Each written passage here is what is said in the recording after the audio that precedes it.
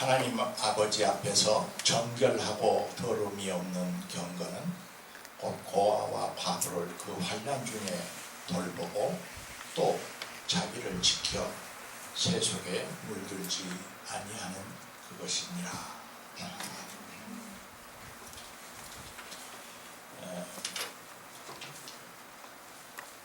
얼마 전에 여러분도 보셨는데 그 텔레비전에 우리 지난 한 20-30년 동안 좋은 수필을 써서 많은 사람에게 큰 감동을 준 김영석 교수께서 어느 텔레비전에 나오셔서 대담을 하시더군요. 금년에 연세가 97이라고 하시는데 아직도 정정하시고 참 뵙기가 좋았습니다.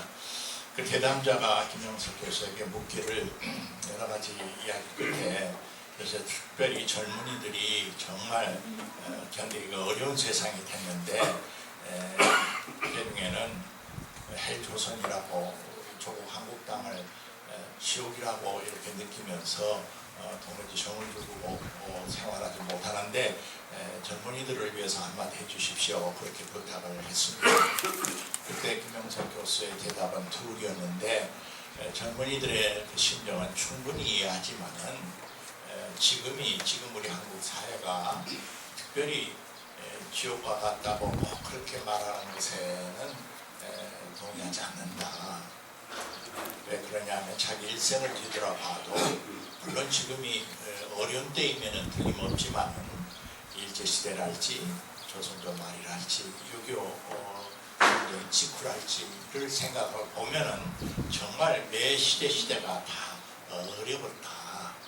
그렇기 때문에 청년들이 너무나 그렇게 우리 시대만이 지옥과 같은 절망적 시대라고 생각하지 말고 좀 더 용기를 가지고 인생을 개척해 나가는 그런 꿈을 가졌으면 좋겠다 그런 연락이죠. 김 교수의 말이 맞죠. 우리 시대만이 꼭 그렇게 세상이 난세라고 볼 수는 없습니다. 그러나 어떤 측면에서는 모든 세상 시대마다 어려움이 있지만 요즘 우리 세상 돌아가는 형편 속에서 저 자신은 목사로서 한 그리스도인으로서 아주 심각한 정직하게 말하면은 자기 정체성의 위기를 느끼고 있습니다. 여러분도 말을 하지 않지만 그러시겠죠. 오늘 기도하시는 우리 김지사께서 좀 강구한 기도를 해주셔서 우리는 모든 것을 제쳐놓고 그래도 일주일에 한 번은 하나님 앞에 예배드리는 이 시간을 안식일을 성수주의라고 지켜야겠다 하는 그 믿음 하나를 붙들고 일주일에 한 번씩 이 시간을 이렇게 모여서 지냅니다마는 우리를 둘러싸고 있는 이 세상 질서 전체가 마치 거대한 홍수처럼 여름에 거대한 황하의 흙탕물에 그 홍수처럼 휩쓸려 들어가고 있기 때문에 어지간한 사람은 홍수가 몰리면 옛날 제가 자랄 때 중고등학교 시절 광주천을 보면은 7, 8월에는 홍수가 꼭 내리는데 온갖 물건들이 가재 도구, 심지어는 어떤 돼지떼들, 호박, 명불 인정사정 없이 막 휩쓸러 내려가는 것을 늘 보곤 했습니다. 요즘 어떻게 정직하게 우리가 생각을 한다면은 한국 교회가 있다고 하지만은 교회가 이 세상의 거대한 어떤 세속적인 물결, 이 세상을 지배하는 어떤 철학, 가치체계, 어떤 삶의 질서, 거기에 물을 거슬러 저항하면서 살아있는 생물처럼 거슬러 올라가는 용기는커녕 거기에 휩쓸려 떠내려간 지 오래고 그런 정도만이면 좋겠는데 한술 더 떠서 세상 흘러가는 흙탕물의 그 모든 어떤 생활이나 세상 살아가는 기교나 그 습관이나 비법을 도리어 더 그리스도 교회라는 것마저도 배워가지고 겉으로는 그리스도 교가 큰 교회당도 짓고 아직도 기독교인들이 많이 교회에 모이는 것 같지만 이 세상 사람들 눈에 볼 때는 한국 그리스도 교회라고 하는 게 소위 크리스찬니티라고 하는 그 어떤 독특성, 이 세상에 물들지 아니하는 없을라게도 없어질 수가 없는 소위 그 자기 정체성을 도무지 찾아볼 수가 없다. 그런 것이 세속의 솔직한 평이거든요. 물론 우리 사람 눈에는 보이지 않지만은 바알에게 무릎 꿇지 아니하는 7,000명을 남겨두셨다고 하듯이 교회가 다 썩은 것이 아닙니다. 그 속에서도 진솔하게 목회를 하려고 몸부림치는 젊은 목회자들이 있고 신도들이 있고 봉사자들이 있어요. 그러나 전체적으로 세상은 그 대세를 보니까 이 대세를 볼 때 마치 여름날 과수원 밭에서 과일들이 떨어져 가지고 땅에서 다 이렇게 썩어 문드러져 가는 것과 같은 그런 어떤 느낌을 종교들 속에서 또 느껴서 소위 성속이라고 하는 종교의 핵심 본질이 성스러운 것, 뭔가 거룩한 것. 그래서 그 앞에서는 옷깃을 좀 여미고 어려워하고 두려워한다 하는 그런 어떤 성스러운 느낌을 잊어버린 지 오래가 됐다 말입니다. 저 자신도 그렇습니다. 설교를 하기 위해서가 아니라 도대체 내가 지금 한 그리스도인으로서 한 목사로서 도대체 나를 지켜가고 있는가, 어떻게 살아야 되는 것인가, 참아 두렵고 무슨 생각이 든다 말입니다. 우리가 좋게 보면은 나는 잘 믿고 있다 이렇게 생각할 수 있을지 뭐라도 첫 번째로 제가 말씀드리려고 하는 것은 우리를 둘러싸고 있는 크리스천을 둘러싸고 있는 교회를 둘러싸고 있는 오늘날의 이 세상의 어떤 가치, 체계, 삶의 질서가 신앙생활을 제대로 하기에는 참 어려운 시대에 우리가 돌입해 있다. 그것을 먼저 자각하고 인식하자 말입니다. 그래서 묵상하는 중에 오늘 아까 다시 새롭게 봉독한 야고보서 말씀을 봉독했습니다. 하나님 아버지 앞에서 정결하고 더 어려움이 없는 경건은 과거를 그 환난 중에서 돌봐주고 자기를 지켜 세속에 물들지 아니한 그것이 경건이다. 경건한, 최소한의 경건한 삶의 요소다.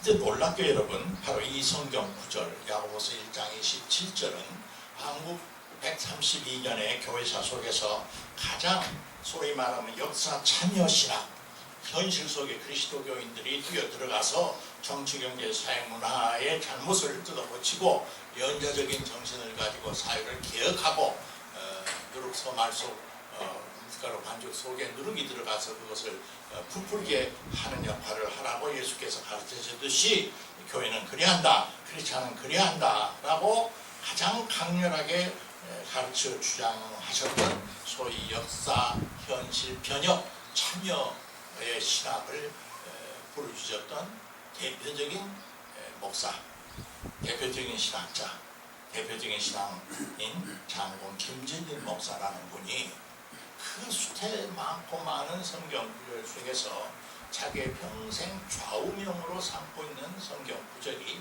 바로 오늘 우리가 봉독한 야고보서 1장 27절이라는 거 하는데 여러분이 생각을 좀 깊이 하시기를 바랍니다. 왜 그러냐? 이 말씀을 얼른 들으면은 그게 무슨 역사를 변혁하기 위해서 역사 속에 뛰어들어가서 정치, 경제, 노동, 복지, 민주주의, 인권 이런 것을 위해서 애써라 그런 소리 하나도 없잖아요.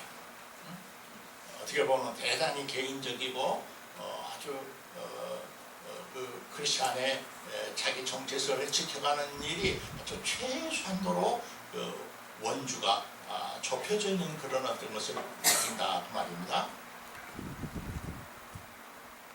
그런데 이것이 바로 역사 참여, 현실 참여를 그렇게 주장했던 장공의 좌우명처럼 모든 어떤 크리스찬들 여러분도 다 그럴 겁니다. 성경 중에서도 특별히 일생 동안 그래도 자기 마음을 지배하는, 어쩐지는 모르지만 이 성구를 나는 제일 좋아, 혹은 이 찬송가가 나는 제일 좋아라고 하는 것이 있죠. 저에게도 그것이 있어요. 마틴 루터에게도 있었어요. 장공에게 그것이 있었다고 하는 것이 저는 평생 저의 직접적인 사고요. 제가 장공 선생님을 그래도 공부해보고 그분의 인격과 신앙과 그 높이와 넓이를 알면 알수록 그게 이상스러운 거예요. 왜 이 성경 구절을 그렇게 중요하게 생각하는가?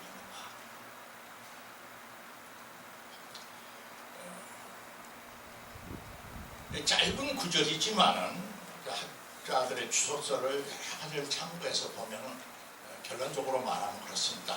이 말씀은 소위 유대교 신앙, 유대교라고 우리가 부르지만 그것은 유대교는 이스라엘 백성이 바벨론의 포로로 잡혀가고 노예 생활하다가 돌아와서 귀국해서 그레스 왕의 덕분으로 귀국해가지고 다시 제2성전을 짓고 생활하던 그 이후 시대의 이스라엘 백성들의 신앙과 고백과 신학과 그들의 그 삶의 행태를 뭉뚱그려서 유대교라, 주데이즘이라 그렇게 부릅니다. 그러니까 그 이전에 옛날 아모스, 호세아, 이사야, 예레미야, 또 뭐 그 이전에 무슨 사무엘, 모세, 이 이전 시대와는 구별된 이스라엘 민족의 후기 역대 강대국들이 그들을 둘러싸고 못살게 굴었을 때 그래도 하나님의 선민으로서의 자기의 정체성을 지켜가려고 애를 썼던 그 시대의 그들의 신앙, 고백, 행태, 예배 형태를 전부 뭉뚱그려서 유대교라 그러는데, 바로 이 구절 속에는 야고보서 기자가 특별히 그 유대교적인 전통, 초대 그리스도교 안에 여러 가지 물결이 들어와 있었거든요. 플라토적인 요소도 들어오고, 고대 당시에 크게 세계를 제패했던 헬레니즘의 문화도 들어오고, 스토아 철학도 들어오고, 별의별 것이 많이 들어왔지만은 그것을 다 받아들이면서도 바로 이 그리스도교 신앙 공동체, 예수 제자 공동체, 제1세기 공동체의 그 핵은 유대교 속에서 우리에게 전승해주는 그 정신을 놓쳐서는 안 된다. 오늘 우리 교독 속에 예수께 그렇게 어느 사람이 물었다고 그랬죠. 계명 중에 무엇이 제일 중요한 계명입니까? 했을 때 예수께서 요약을 하시면서 이것이 모든 선지자와 율법의 대강령이다 라고 그렇게 하셨듯이, 유대교의 정신이 아주 압축적으로 겉으로 보면 평범하고 아무것도 아닌 것 같지만은 유대교의 정신의 핵심이 이 속에 농축되어 있다는 거예요. 더 나아가서 다른 말로 말하면 예수 그리스도께서 4개의 복음서 속에 가르친 여러 말씀이 있는데, 그 중에서 아마 제일 유명한 거라고 하면은 저 마태복음 5장, 6장, 7장에 나타나는 요약되어 있는 산상순이라고 볼 수 있죠. 그 중에서도 이제 5장 9절도 시작하는 마음이 가난한 자는 복이 있나니, 마음이 청결한 자는 복이 있나니 하나님을 볼 것이며 라고 이렇게 말씀하는 그 예수의 산상순 중에 핵심이라고 말할 수 있는 그 팔복의 정신의 그 배아가, 그 씨앗이 오늘 성경 공독한 야고보서 1장 27절에 있다.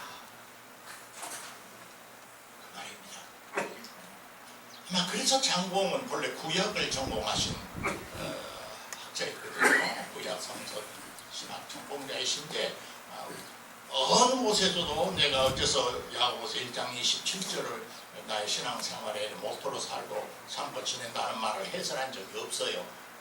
그런데 지금 이렇게 이제 제가 뒤돌아보고 생각을 해보니까 그런 면이 분명히 그 속에 있다 그 말입니다. 그래서 이제 하나님을 좀 깊이 생각을 해보겠습니다. 하나님 앞에서 하나님은 아버지라고 감히 부르는 하나님, 아버지가 되어주신 하나님이죠. 우리는 하나님을 아버지라고 부를 수 있는 본래 자격이 있거나 그런 준비가 되어 있는 건 아니죠. 지난번도 한 말씀드렸지만은 예수 그리스도께서 오셔서 복음의 세계를 열었는데 그 중에서 제일 중요한 한 가지가 뭐냐? 인류 종교사 속에 소위 신이라고 하는 절대자라고 하는 그 절대자를 뭐 여러 가지 표현을 하겠죠. 뭐 철학적으로나 종교적으로 하지만은 그분을 우리가 인간은 근원적으로 두려워하고 무서워하고 경유할 그런 분으로 모셨지만은 너의 생명의 너의 영혼의 아버지가 되기를 원하신다 바라신다. 그러므로 약한 자들아 소자들아 두려워하지 말고 하늘의 아버지라고 불러라 라고 우리에게 가르쳐 주신 그것이 복음의 제일 첫째 조건이다. 그래서 하나님 아버지 앞에서 그래서 이제 정말 깨끗하고 더러움이 없는 경건이란 말, 정결하고 더러움이 없는 경건.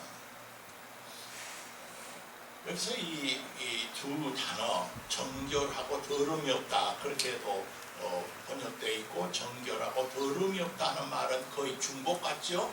정결은 영어로 표현하면은 pureness, 순수하고 깨끗한 것을 의미합니다. 그 둘째 단어는 헬라어를 보면 도리어 흠이 없는 결점이 없는 그거예요. 이것이 유대교의 깊은 제사 정신의 뿌리를 두고 있기 때문에 이스라엘 사람들이 제사를 드린다는 것은 우리의 예배인데 제사를 드릴 때 그들은 제물이 없이는 제사를 드릴 수가 없다고 생각을 했어요. 그 제물은 레위기에서 보면은 다 불태워서 없애버리고 다 그럴 어떤 제물이니까 뭐 아까운데 뭐 우리 집에 제일 좋은 똑똑하고 생각하고 잘난 놈은 키워서 새끼도 내야지 어차피 뭐 불태우고 없을 것인데 다리를 좀 저런 놈이랄지도 흠이 좀 있는 놈 갖다 주면 뭐 제사상에 알아볼까? 그러면 안 된다 그랬죠. 제물은 가장 흠이 없는 순결하고 순수한 것을 드리라. 이것이 레위기의 정신이거든요. 그것이 이제 정신적으로 우리가 신앙적으로 볼 때 깨끗하고 순수하고 흠이 없는 결점이 없는 그런 어떤 경건이란 뭐냐? 두 가지라는 거예요. 두 가지. 첫째는 과와 과부를 그 환란 중에서 돌보고, 이 말은 이제 당시에는 고아와 과부를 대표로 내세웠어요. 왜 그러냐면은 당시 뭐 지금도 그렇지만 당시는 더욱이 고아와 과부라는 것은 두 가지를 의미하는데, 첫째는 힘이 없어 무력해가지고 자기를 방어할 힘이 없는 사람을 대표하고 있는 것입니다. 자기를 지키는 힘이 없어 무력해 방어할 힘이 없어. 더 나아가서 힘이 없고 방어할 힘이 없다 보니까 도리어 이제 공경에 처해 있는 그들을 불의한 폭력들이 그들을 못 살게 해요. 그래서 그들은 불의한 폭력에 의해서 시달리고 있는 사람을 의미해요. 문자적으로 꼭 고아와 과부에 우리가 집착하지 말고 자기를 그 시대 속에서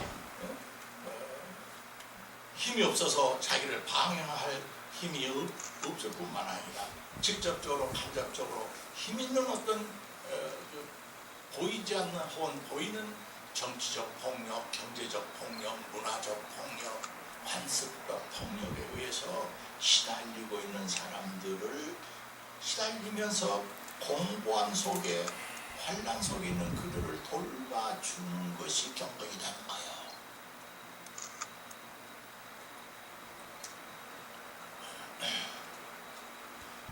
인간의 마음이라는 게 얼마나 간사한 것을 제가 고려한 적이 있습니다.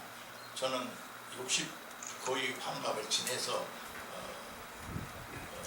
거주하는 아파트 하나를 이제 내 이름으로 지금은 이제 내 이름도 아닙니다만 하여튼 내 이름으로 전세로 빙빙빙빙 돌다가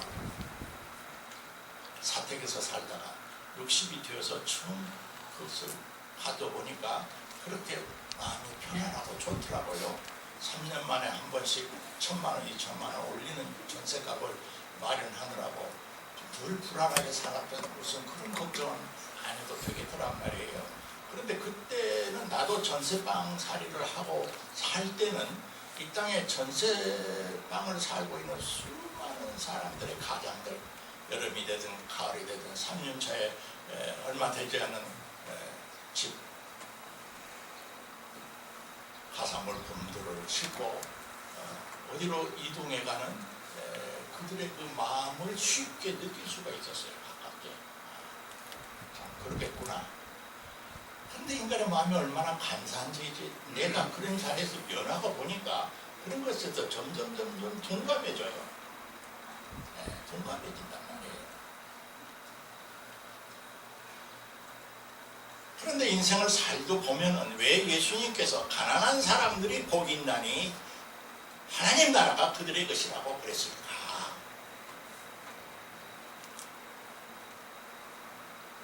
가난이 뭐 자랑도 아니고 뭐 불량도 아니죠.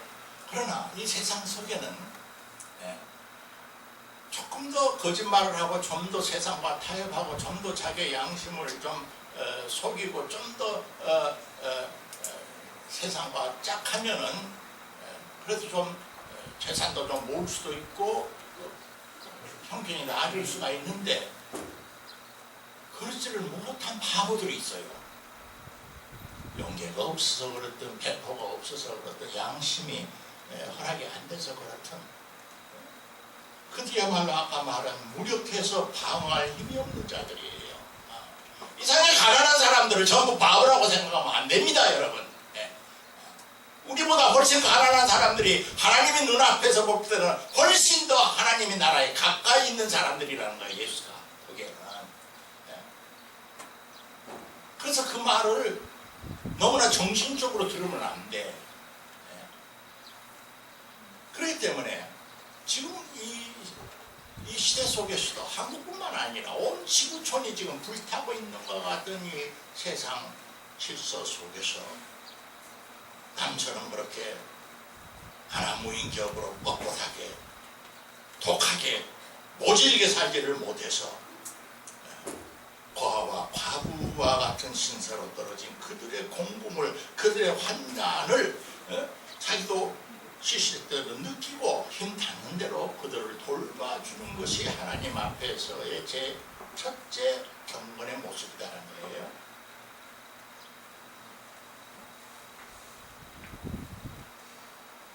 중국이라고는 사회주의 국가 체제 안에서 등수평 이후에 굉장한 경제적 사회적 발전을 해서 지금 시진핑 시대에 이르러서 소위 미국과 맞서는 G2 국가가 됐다는 걸 우리가 잘 알고 있죠. 잘하고 있는 거가 정치적으로.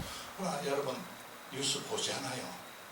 사회주의적 그 국가 공산당이 지배하는 그 사회 속에 또 하나의 그 보이지 않는 이제 청나라 때문에 이를 말할 수가 없었어요. 말할 수가 없는데 오늘 중국의 겉으로 보이는 불기 그 뒤에는 수천만 명의 베이징 구석구석에서 젊은이들이 한국의 젊은이들과 똑같이 월 몇만 원에 쪽방해서 직장을 구하려고 몸부림치는 젊은 세대가 있다 하는 뉴스가 며칠 전에도 방영되지 않았어요.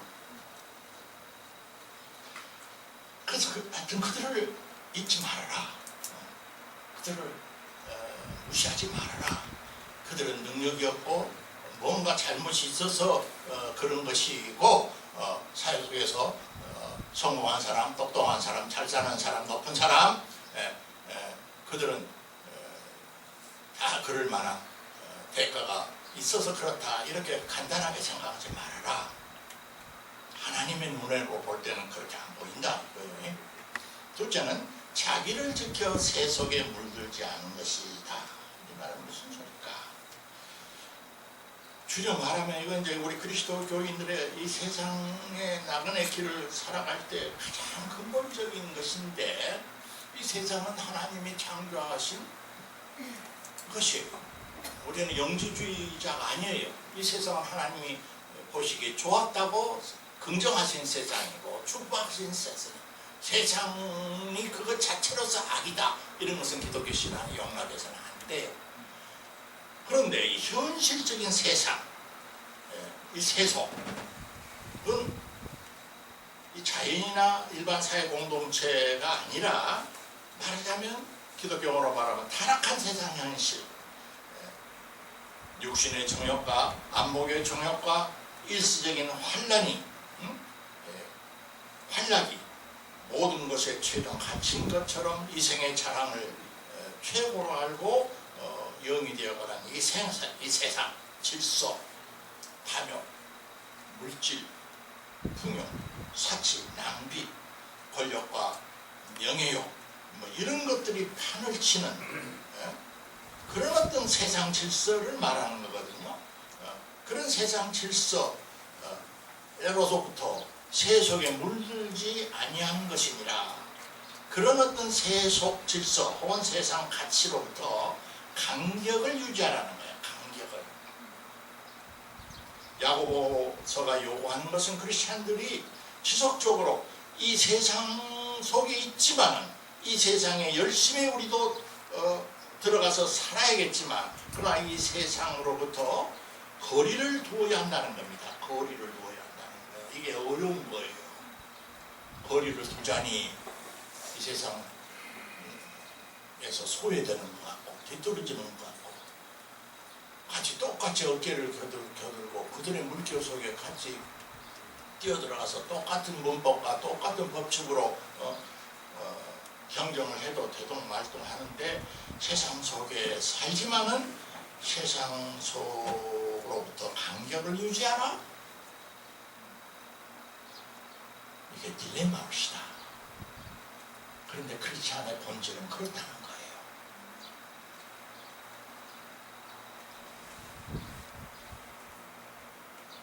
그래서 요한일서 4장 18절에 사랑 안에는 두려움이 없다. 온전한 사랑이 두려움을 내어쫓는다. 그런 말이 있는데 성 어거스틴은 사랑하라. 그리고 두려움 없이 무엇이든지 자유롭게 행하라. 그렇게까지 말을 한 적이 있습니다. 저는 오늘 난세 속에서 크리스찬의 자세가 뭐냐 라고 할 때 야고보서 1장 27절을 요절 성경 말씀으로 놓았지만은 구체적인 확답은 고린도서 6장 9절과 10절에 있는 것 같아요. 크리스찬이란 누구냐? 어떤 자세로 살아야 하느냐? 크리스찬이란 아무 이름도 없는 사람 같지만은 유명한 사람인 것이다. 근심하는 자 같으나 항상 기뻐하는 사람이 크리스찬이다. 겉으로 보면 또 현실적으로 가난한 사람 같으나 많은 사람을 부유롭게 하는 사람이다. 아무것도 없는 자 같으나 모든 것을 가진 자다. 그가 크리스찬이다. 왜? 그는 만유의 아버지라 부르고 내가 세상을 이겼노라 하는 십자가에 달리시고 부활하신 그분을 나의 구주, 나의 사랑이라고 고백하는 자들이 크리스찬이기 때문에 그렇다. 오늘 이 설교는 결론이 없는 설교가 되겠습니다. 난세에서 어떻게 사는 것이 크리스찬의 자세일까? 정결하고 도리 없는 경건은 고아와 과부를 환난 중에 돌봐주고 자기를 지켜 세속에 물들지 아니하는 것이라고 그랬었으니까 우리 힘으로는 어려울지 몰라도 저는 당분간 이 세상을 크리스찬들이 교회가 뒤집어 엎고 바꿔서 금방 하나님의 나라를 이룰 거라고 하는 그런 돈키호테 같은 허장성세는 접기로 했어요. 최소한의 이 세상에 물들지 않고 자기 영혼을 지키며 뒤에 있는 대로 마다 테레사가 캘카타의 한 주하는 불쌍한 인간에게 최소한의 임종 조건을 제공했다고 해서 인도 사회가 바꿔지는 건 아니지만 그건 안 하는 것보다 나으니까 몽땅 연필처럼 그 일을 하듯이 내 혼자 힘이 어려우면 가까운 친구 서희가 약속해서 우리가 한 달에 10,000원씩만 모아서 30,000원이 되면은 세이브 더 칠드를 보내든 유네스코를 보내든 한국에 여러 무엇을 보내든 다른 일은 못하지만 30,000원씩 고아와 과부를 돕는 일에 개또 모두시 하자. 그런 작은 그룹들이 많이 나타나야 한다는 거예요. 그랬다고 해서 세상이 바꿔지는 건 아니겠지만은 하나님은 그것을 요청한다는 것입니다. 왜? 그래야 나의 영혼이 관습적인 종교의 껍데기 경건에서 벗어나서 내 마음속에 고요한 하늘의 평화와 고요한 샘물이 솟아나는 것을 경험할 수 있으니까요. 부탁드립니다. 근심할 일이 많지만 근심만 하지 말고 항상 기뻐하십시오. 가난한 자가 나는 많은 사람을 부유하게 할 수 있는 그리스도인이라는 것을 잘 아십시오. 아무것도 없는 자 같으나 나는 모든 것을 가진 자입니다. 하나님 주님 감사합니다 라는 기도로 이 여름을 지내시기를 주의 이름으로 축원합니다. 기도합시다.